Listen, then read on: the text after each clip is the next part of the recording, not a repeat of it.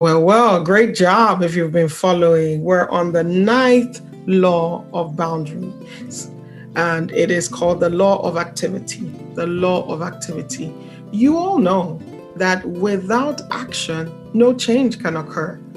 Without some kind of activity, we cannot begin to put in place anything we want to do. Talk less of boundaries. So, boundaries are just the same. Many times, boundary challenges exist because we have not taken the initiative. So, today I will be telling you about this law because without this law, you cannot see your boundaries work.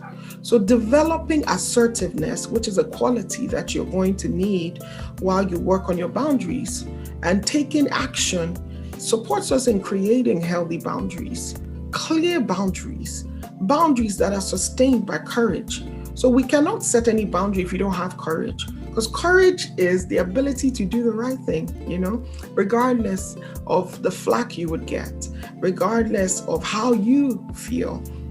So, when you want to set your boundaries in anything, you begin to take action. The first thing is you communicate. You communicate what your boundaries are.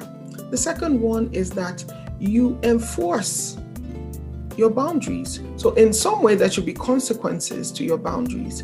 If someone treats you in a certain way that is against your boundaries, what are your consequences to make sure that yourself are protected and to make sure that your boundaries are honored? So in any scenario that you can think of, maybe you have a meddlesome mom, which is one of the stories in my upcoming book, A Line in the Sand.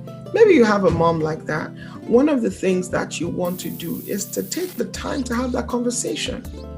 Mommy, you keep telling me how to raise my children, and I know that you're coming from a place of love, but it makes me feel like I am not doing enough for my children, or I don't even agree with that way of you raising children. So this is my life, these are my children, and I want to do the best that I think I can do for them. Can you honor that, Mommy?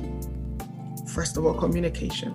The second one is consequences. So you say, Mommy, I don't mind if you tell me, the advice, but please don't make my children eat ice cream morning, afternoon, and night. If you keep making them eat ice cream morning, afternoon, and night, I might not let you stay with them the whole day because I'm concerned for how their diet is going. It's hurting them, and that's not how I want to raise them. Those are consequences. It takes courage to say that to your mom, doesn't it? Of course, if you don't care, don't enforce it. It's not necessarily a boundary if it's not flouting your values, right? So these are some of those things that you begin to put in place to make sure that the law of activity is implemented in your boundary setting, in your life of healthy relationships.